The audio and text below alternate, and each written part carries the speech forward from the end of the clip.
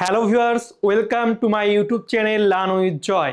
তো আজকের ভিডিওতে আমি তোমাদের সাথে ক্লাস 6-এর সেকেন্ড ইউনিট টেস্ট 2026 সালের ইতিহাসের লাস্ট মিনিট সাজেশান দেব। তোমাদের পরীক্ষায় যে প্রশ্নগুলো আসবে এই ভিডিওতে আমি সেই প্রশ্নগুলো নিয়ে আলোচনা করব। তো অবশ্যই তোমরা ভিডিওটি শেষ পর্যন্ত দেখবে। আমি যে প্রশ্নগুলো দেব তোমরা সেই প্রশ্নগুলো অবশ্যই ভালো করে পড়বে, কারণ আমার প্রশ্নের বাইরে কিন্তু পরীক্ষাতে কমন আসবে, আমার বাইরে কিন্তু কিছু আসে না। আমি আগের ফার্স্ট ইউনিট টেস্টে যে সাজেশন দিয়েছিলাম আমার ভিডিও থেকে কিন্তু ম্যাক্সিমাম কমন এসেছিল, এই পরীক্ষাতেও কিন্তু তার ব্যতিক্রম হবে না। তো অবশ্যই তোমরা এগুলো ভালো করে পড়বে, যাদের পড়া আছে তারা একবার রিভাইজ করে নেবে, যাদের পড়া নেই তারা পড়ে পরীক্ষা দিতে যাবে, দেখবে সকলে কিন্তু ভালো ফল করতে পারবে। তো চলো দেখি কোন কোন প্রশ্নগুলো আমাদের পড়তে হবে। তো দেখো, চ্যাপ্টার 4 থেকে যেগুলো 2 এবং 3 নাম্বারে, দেখো ক্লাস 6-এর একটা ব্যাপার আছে ইতিহাসের, আমি এখানে 2 বা 3 নাম্বারে দিয়েছি বলে তোমাদের স্কুলেও যে 2 বা 3 নাম্বারে দেবে এমন কোনো কথা নেই। প্রশ্নগুলো কিন্তু মানে মান চেঞ্জ হয়ে যেতে পারে। ধরো না 5 নম্বরের যে প্রশ্ন দিচ্ছি সেটা তোমাদের 2 নম্বরে দিয়ে দিতে পারে, এরকম কিন্তু হতে পারে। তো বুঝে ভালো করে পড়তে হবে। ওকে, তো দেখে নাও 2 আর 3 নম্বরের যে প্রশ্নগুলো সেগুলো হচ্ছে, প্রথম যে প্রশ্নটা সেটা হচ্ছে ঋগ্বেদে কোন কোন নদীর উল্লেখ আছে, এবং 2 কোন অঞ্চল পরবর্তী বৈদিক সাহিত্যে মূল ভৌগোলিক এলাকা রূপে পরিচিত ছিল। 3 নাম্বার প্রশ্ন, পরবর্তী বৈদিক যুগের সমাজ ব্যবস্থা কেমন ছিল। এই 3 নম্বরের প্রশ্নটা তোমরা ডবল স্টার দেবে। আমি তোমাদের কিন্তু প্রশ্নগুলো আলোচনা করবো এবং কোনগুলো ডবল স্টার, কোনগুলো সিঙ্গেল স্টার, অর্থাৎ কোনগুলো বেশি ইম্পর্টেন্ট কোনগুলো কম ইম্পর্টেন্ট এগুলো বলে দেবো। তো অবশ্যই তোমরা ভিডিওটা স্কিপ করবে না, ঠিক আছে? এবং যেগুলো ডবল স্টার দেবো সেগুলো ভালো করে পড়বে। এরপরে দেখো 4, বেশিরভাগ ঐতিহাসিকের মতে ইন্দো ইউরোপীয় ভাষায় কথা বলা মানুষ কোথায় কোথায় বাস করত। খুব ইম্পর্টেন্ট প্রশ্ন। এরপরে দেখো, এরপরে হচ্ছে 5 নম্বর প্রশ্ন, বৈদিক যুগের রাজারা কি ধরনের যজ্ঞ করতেন। ঠিক আছে, খুব ইম্পর্টেন্ট প্রশ্ন। এরপর দেখো 6 নম্বর প্রশ্ন, বিচিত্র ধূসর মাটির পাত্র কি। তারপরে 7 নম্বর, বৈদিক যুগকে কটি ভাগে ভাগ করা যায় ও কি কি। এই প্রশ্নটাও কিন্তু ভীষণ ইম্পর্টেন্ট প্রশ্ন, এটাকেও তোমরা ডবল স্টার দেবে। এর পরবর্তী প্রশ্ন, বেদের ভূগোল সম্পর্কে লেখো। 9 নম্বর, চতুরাশ্রম প্রথা। এই চতুরাশ্রম প্রথা তোমাদের পরীক্ষায় ভীষণ ইম্পর্টেন্ট, এটা দেওয়ার সম্ভাবনা কিন্তু একদম 100%। প্রতিটা স্কুলে কিন্তু চতুরাশ্রম থেকে প্রশ্ন থাকবেই থাকবে। পরবর্তী প্রশ্ন, বৈদিক যুগের শিক্ষা কেমন ছিল। এই প্রশ্নটাও কিন্তু ভীষণ ইম্পর্টেন্ট একটা প্রশ্ন।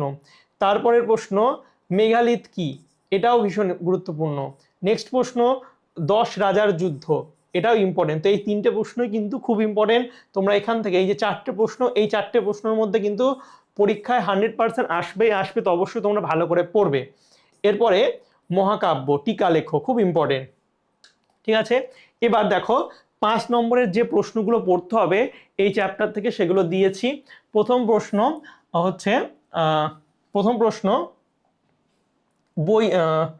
বৈদিক আদি বৈদিক যুগ ও পরবর্তী বৈদিক যুগে নারীর অবস্থার তুলনামূলক আলোচনা করো। ঠিক আছে, না তুলনামূলক আলোচনা দিয়েছে, তোমাদের যে কোনো একটাও দিয়ে দিতে পারে, তো বুঝে ভালো করে পড়তে হবে। তার পরবর্তী প্রশ্ন 2টা, ঋগ বৈদিক যুগ ও পরবর্তী বৈদিক যুগের আর্যদের সামাজিক অবস্থান কেমন ছিল। নেক্সট 3 নাম্বার, ঋগ বৈদিক যুগ ও পরবর্তী বৈদিক যুগে আর্যদের অর্থনৈতিক জীবন আলোচনা করো। চতুরাশ্রম সম্পর্কে টিকা লেখো। চতুরাশ্রমে 5 নম্বরও দিয়েছি, ছোট প্রশ্নের মধ্যেও রেখেছি কারণ খুব ইম্পর্টেন্ট। তার পরবর্তী প্রশ্ন, বৈদিক যুগের শিক্ষা ব্যবস্থা কেমন ছিল। এবং নেক্সট হচ্ছে ইন্দো ইউরোপীয় ভাষা পরিবারের পরিচয় দাও। তো এই প্রশ্নগুলো সবকটাই কিন্তু ভীষণ ইম্পর্টেন্ট। যেগুলো হলুদ কালি দেওয়া এর মধ্যে হচ্ছে 1-এরটা তোমরা স্টার দেবে, 3-এরটা স্টার দেবে, এবং 5 এবং 4 এই কটা কিন্তু স্টার দেবে তোমরা। এরপরে দেখো পরবর্তী চ্যাপ্টার, সেটা হচ্ছে চ্যাপ্টার 5। এখান থেকে 2 আর 3 নম্বরের যে প্রশ্নগুলো পড়তে হবে সেগুলো হচ্ছে, প্রথম, ষোড়শ মহাজন পদ থেকে কিভাবে মগধ সাম্রাজ্যের সূচনা ঘটে। তারপরে মহাজন পদগুলির শাসন ব্যবস্থা কেমন ছিল। নেক্সট, গণরাজ্য কি। 4 নম্বর প্রশ্ন, নব্য ধর্ম আন্দোলনের কারণগুলি কি ছিল। এটা তোমরা স্টার দেবে। তারপরে জাতকের গল্প কি, জনপদ শব্দটি কিভাবে এসেছিল। জনপদ, এটাও স্টার দেবে। জনপদ, এটাও কিন্তু একটা ইম্পর্টেন্ট প্রশ্ন। এরপরে দেখো মধ্যম প্রতিপদা বা ধর্মপন্থা কি, তারপরে চতুর্জাম এবং পঞ্চ মহাব্রত কি, এটা বানানটা ভুল আছে, ঠিক আছে, চতুর্জাম হবে এবং পঞ্চ মহাব্রত কি, তো এটাও তোমরা হচ্ছে স্টার দেবে। তারপরে হচ্ছে দেখো বোধিবৃক্ষ কাকে বলে এবং বণিকরা কোন ব্রাহ্মণতন্ত্রের বিরোধিতা করেছিল এবং ত্রিরত্ন কি, ত্রিরত্ন এটা ভীষণ ইম্পর্টেন্ট একটা প্রশ্ন, স্টার দেবে। তো ত্রিরত্নটা ভালো করে তোমাদের পড়তে হবে। এবার দেখবো এই চ্যাপ্টার থেকে কি তোমাদের বড় প্রশ্ন আসে। তো বড় প্রশ্ন প্রথম যেটা ইম্পর্টেন্ট সেটা হচ্ছে 5 নম্বরের বৌদ্ধ ধর্মের মূলনীতি, নেক্সট হচ্ছে ষোড়শ মহাজনপদের শাসন ব্যবস্থা, তারপরে নব্য ধর্ম আন্দোলনের কারণ, নেক্সট হচ্ছে 16টি মহাজনপদের মধ্যে থেকে মগধের সবচেয়ে শক্তিশালী হয়ে ওঠার কারণগুলি ব্যাখ্যা করো। এই প্রশ্নটা ভীষণ ইম্পর্টেন্ট। বাকি 5 হচ্ছে বজ্রীদের উন্নতির 7টি নিয়ম। তো এই 5টা প্রশ্নের মধ্যে তোমরা কিন্তু একটা প্রশ্ন 100% পরীক্ষায় থাকবেই থাকবে। তো অবশ্যই এই 5টা যে প্রশ্ন আছে ভালো করে পড়বে। এর মধ্যে এই 4এরটা 3এরটা খুব ইম্পর্টেন্ট এবং এই 1এরটা সবগুলো ইম্পর্টেন্ট, ঠিক আছে, কোনোটা বাদ দেবে না। তার মধ্যেও 4, 3, 1 বেশি গুরুত্বপূর্ণ প্রশ্ন, ঠিক আছে, 4, 3, 1 ভালো করে তোমরা দেখে নাও। 4, 4, 1, 3, ঠিক আছে, খুব বেশি ইম্পর্টেন্ট। এরপরে দেখো গণরাজ্যগুলি দুর্বল হয়ে পড়ে কেন এবং পরে হচ্ছে জৈন ও বৌদ্ধ ধর্মে কি কি মিল ও অমিল আছে, এই প্রশ্নটাও কিন্তু তোমরা স্টার দেবে। তো হয়ে গেল। এবার আমাদের লাস্ট চ্যাপ্টার, তো লাস্ট চ্যাপ্টার 6, এখান থেকে 2 ও 3 নম্বরের যে প্রশ্নগুলো দেবে সেগুলো হচ্ছে আলেকজান্ডার কে ছিলেন, ভারতীয় উপমহাদেশে তার অভিযান সম্পর্কে লেখো। নেক্সট 2 নম্বর সাম্রাজ্য কি, সম্রাট কে, ভারতীয় উপমহাদেশে প্রথম সাম্রাজ্য তৈরি হলো কিভাবে। তারপর হচ্ছে কৌটিল্য ও অস্ত্রশাস্ত্রর উপর টিকা, ইম্পর্টেন্ট প্রশ্ন, স্টার দেবে। নেক্সট কলিঙ্গ যুগের পর অশোকের মনে কি প্রতিক্রিয়া দেখা দেয় এবং তিনি দেশ শাসনের ক্ষেত্রে তার ধম্মনীতিকে কিভাবে ব্যাখ্যা করেছিলেন। তো অশোকের এই যে ধম্মনীতি এটা কিন্তু খুব ইম্পর্টেন্ট একটা প্রশ্ন, পরীক্ষায় দেওয়ার সম্ভাবনা কিন্তু প্রচুর অশোকের ধম্মনীতি, ভালো করে পড়বে। তারপরে দেখো সম্রাট কনিষ্কের অবদান বা কৃতিত্ব, ভেরি ইম্পর্টেন্ট প্রশ্ন।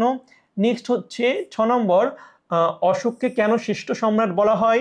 তার পরবর্তী প্রশ্ন কুষাণ ও সাতবাহক শাসকদের শাসন পদ্ধতি তুলনামূলক আলোচনা করো। তো খুব ইম্পর্টেন্ট প্রশ্ন, এটা তোমাদের আলাদা করেও দিতে পারে, ঠিক আছে, আলাদা করেও দিতে পারে, তোমরা দুইভাবে পড়ে রাখবে। তারপর হচ্ছে এলাহাবাদ প্রশস্তি।